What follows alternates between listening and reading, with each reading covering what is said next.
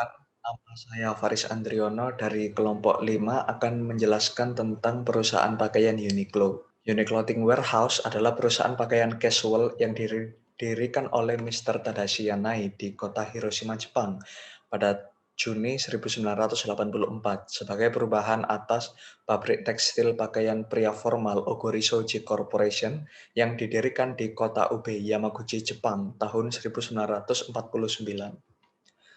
Uniqlo menggunakan model peritel pabrikan Specialty Store Retailer of Private Label Apparel (SPA) yang mengendalikan seluruh proses dari perencanaan, produksi, distribusi, dan pemasaran.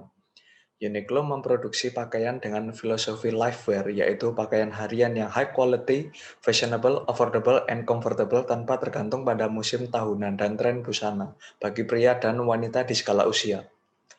Hal itu yang membuat Uniqlo menjadi merek global dengan 1.000 toko lebih di dunia. Uniqlo membuat produk berkualitas tinggi dengan harga murah secara bersamaan dengan menyesuaikan fitur dan tingkat harga untuk memenuhi harapan pelanggan. Kemudian, menghitung biaya produksi dan menurunkannya jika melebihi yang diinginkan oleh pelanggan. Biaya tenaga kerja dihemat dengan mengoutsourcingkan lokasi produksi ke negara seperti Cina 60-70% dan Asia Tenggara 30-40%. Uniqlo mengirimkan tenaga ahli untuk mentransfer teknologi ke negara yang bersangkutan. Mayoritas produk dikirimkan melalui laut dan hanya 2-3% yang melalui udara. Ini ada mitra Uniqlo seperti Tore Industries, Kaihara Corporation, Ipor Wool dan Kashmir dari Mongolia dan Nepal. Kontrak disepakati 2-3 tahun sebelum Uniqlo membutuhkan bahan bakunya. Uniqlo melakukan pelacakan persediaan hingga tingkat SKU. Uniqlo memesan item dalam jumlah besar untuk menciptakan economies of scale dan fleksibilitas. Uniqlo tidak pernah meminta refund kepada suppliernya, tidak peduli berapapun barang yang tak laku, sehingga pemesanannya selalu diprioritaskan oleh supplier. Perkenalkan, saya Ramadan Fauzi. Berikutnya saya akan menjelaskan secara singkat tentang assortment management. Next. Seperti yang kita tahu, assortment management ini merupakan suatu proses yang dilakukan oleh sebuah retail untuk menentukan varian produk yang akan dijual nantinya. Tujuan dari assortment sendiri itu adalah untuk meningkatkan efisiensi dari perputaran investasi yang telah dikeluarkan oleh retail tersebut dengan cara menyediakan produk itu yang sesuai dengan keinginan dari pelanggan. Misalnya, kita kita sebagai retail itu menyediakan produk dengan desain yang sesuai dan juga jumlah yang tepat sesuai dengan keinginan pelanggan sehingga dapat menumbuhkan rasa loyalitas dari seorang pelanggan. Lalu seperti yang kita bisa lihat pada gambar di atas itu, proses dari assortment itu terdiri dari 4 proses. Yang pertama ada initial assortment plan, yaitu adalah proses untuk memberikan indikasi kebutuhan ruang toko, lalu ada store cluster plan untuk melakukan pengelompokan dari kategori produk, lalu juga ada space plan, yaitu untuk menentukan pemanfaat dari ruang toko yang tersedia nantinya, serta yang terakhir ada size and pack, yaitu adalah merencanakan proses pengadaan dari produk yang akan dijual nantinya. Setelah 4 proses tersebut dilaksanakan, maka tahap berikutnya adalah melakukan finalisasi terhadap assortment plan yang dilakukan dengan cara yang pertama membuat planogram, yaitu merupakan sebuah gambaran layout mengenai tata letak dari produk yang akan dijual kepada pelanggan nantinya, serta melakukan alokasi, yaitu melakukan penerapan dari gambaran layout yang telah dibuat sebelumnya. Seperti yang kita tahu, Uniqlo ini merupakan salah satu departemen store yang bergerak di bidang fast fashion. Nah, beberapa jenis produk yang dijual oleh Uniqlo ini antara lain ada jenis pakaian, jenis aksesoris, dan juga jenis sepatu. Beberapa produk yang dijual oleh Uniqlo tersebut dapat dikategorikan sebagai low brand, yang dikarenakan Uniqlo itu menjual produk-produk yang ada di tokonya itu menggunakan nama miliknya sendiri, nama brandnya sendiri, yaitu brand Uniqlo. Lalu untuk produk depth dari beberapa produk yang dijual oleh Uniqlo ini dapat dikategorikan sebagai high depth, yang mana produk-produk yang ditawarkan oleh Uniqlo tersebut memiliki berbagai macam varian, mulai dari varian warna, varian jumlah, dan juga varian ukuran yang sekiranya dapat dapat digunakan oleh berbagai kalangan pelanggan. Saya Eki Anastasia Pramita, dan berikutnya adalah product assortment. Seperti yang dijelaskan sebelumnya, bahwa Uniqlo merupakan salah satu department store yang secara khusus menjual produk fashion. Dan Uniqlo sendiri membagi produk-produknya menjadi beberapa kategori, seperti yang digambarkan pada persentase berikut, di mana 15,8% produknya merupakan produk outerwear, seperti jaket ataupun kardigan. Lalu 38,9% merupakan atasan, seperti kemeja ataupun kaos. Lalu 10,3% merupakan gaun ataupun rok. Lalu 12% merupakan sepatu dan aksesoris lain seperti kacamata, topi, ataupun sarung tangan dan juga shawl. Lalu 13,2% merupakan pakaian dalam dan 9,8% merupakan bawahan ataupun celana pendek, celana panjang, dan sebagainya. Dan berdasarkan persentase berikut, Uniqlo ini masih dinilai memiliki jumlah produk yang lebih sedikit dibandingkan dengan pesaingnya. Di mana berdasarkan dari penelitian yang dilakukan oleh Redfuse di tahun 2019, Uniqlo ini memiliki jumlah 1.960 produk dibandingkan dengan Zara yang jumlahnya 6.313 dan H&M yang jumlahnya 17.700.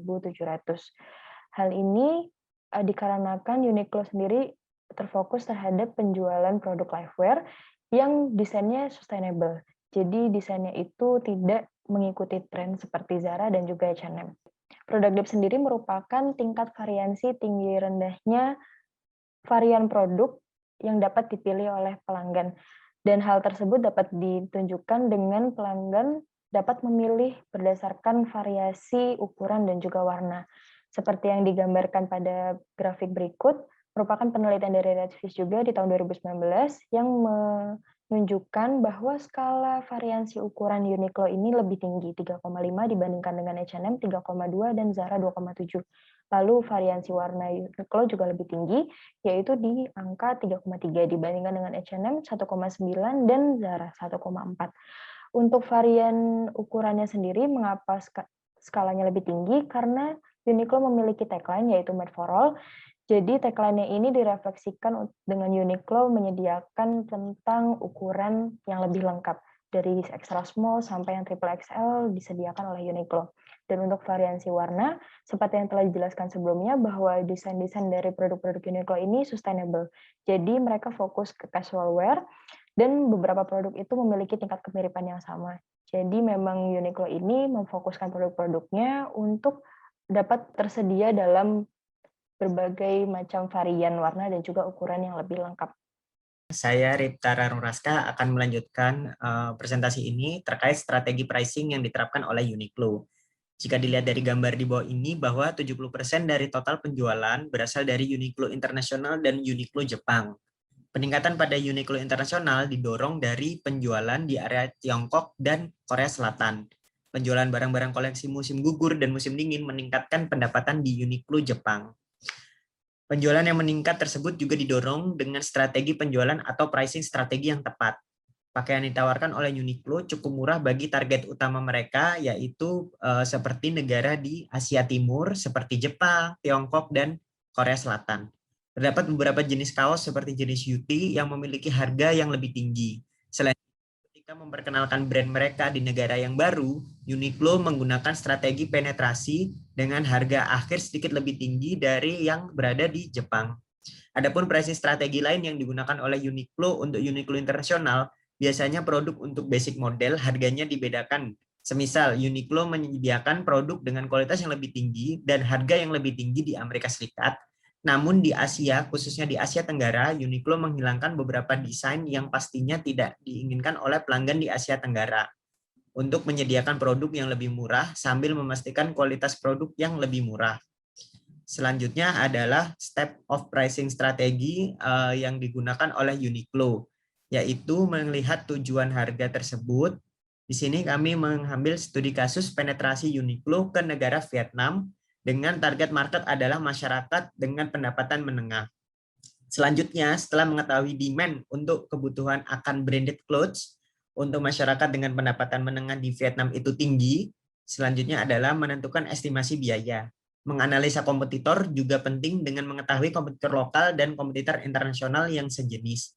Jika dilihat dari gambar bahwa harga Uniqlo cukup bersaing dengan harga kompetitor lokal yang berada di Vietnam.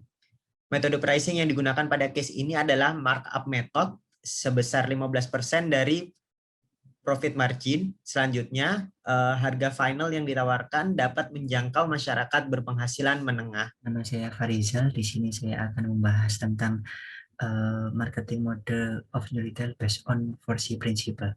Jadi yang pertama ada the characteristic of new retail.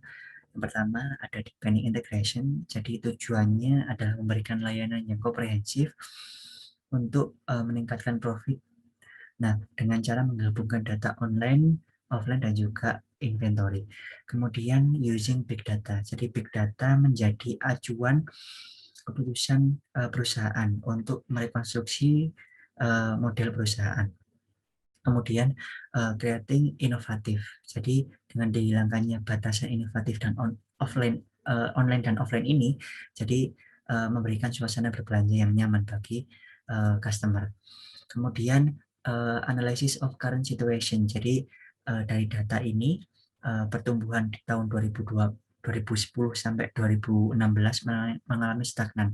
Nah, hal ini yang mendasari munculnya ide atau model new retail di tahun 2016. Kemudian ada Uniqlo's marketing. Jadi yang pertama ada customer. Jadi keberhasilan di sini adalah bagaimana memahami secara mendalam tentang permintaan dan keinginan dari customer. Kemudian yang kedua adalah secara ekonomi. Nah, ekonomi tidak hanya diukur dari produknya, harga produknya saja, namun juga mencakup waktu dan juga tenaga yang dikeluarkan oleh customer. Nah, kemudian yang ketiga adalah convenience, jadi kemudahan berbelanja secara online maupun online.